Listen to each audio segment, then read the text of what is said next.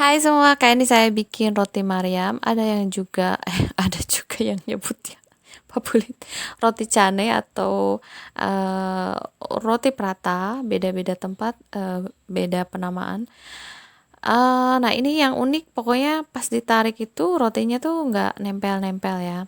Nah, untuk membuatnya, masukkan 250 gram tepung terigu protein tinggi, 10 gram susu, kemudian seperempat sendok teh garam, lalu masukkan juga satu butir telur utuh, kemudian 45 gram, saya pakai minyak samin yang dilelehkan, kemudian masukkan air hangat sebanyak 100 ml, lalu dipasangkan pengocok adonannya, lalu bukan pengocok, pengaduk. Lalu diputar ke speed 4. Kemudian diaduk sampai kalis elastis. Ini saya menggunakan mixernya Mito yang MX100. Lalu ini dibulatkan, kemudian dibagi menjadi 9 bagian. Masing-masing beratnya kira-kira 50 gram. 50 sampai 52 gram lah, nggak persis semuanya 50 gram. Kemudian ini dibulatkan, ya mestinya sih nggak mesti sampai bulat banget karena kita nggak kayak bikin adonan roti yang dipanggang itu, nggak. Cuma biar rapi aja, jadi saya bulatkan seperti ini. Nah selanjutnya ini kita susun. Kalau mau, biasanya ya ada yang dimasukkan ke dalam wadah kemudian direndam dengan minyak. Nah kalau saya nggak pengen pakai banyak minyak, ini saya pakai olive oil, dioles aja kayak gini. Nah selanjutnya ini ditutup. Nah kalau misalkan pakai wadah, di wadah kedap udara direndam, lalu ditutup menggunakan tutup plastik itu, di wadah yang rapat maksudnya. Nah kalau ini, kalau pakai plastik dirapatkan seperti ini pinggir-pinggirannya biar udara nggak masuk. Nah selanjutnya ini setelah 1 sampai 2 jam ini sudah elastis banget.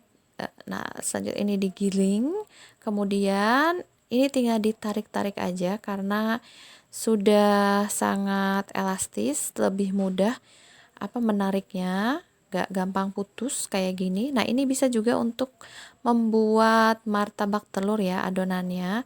Nah selanjutnya setelah direntangkan membentuk membran tipis seperti ini, dioles lagi dengan margarin tipis-tipis saja, lalu disayat-sayat menggunakan pizza cutter, apa ya namanya itu, ya pemotong pizza lah.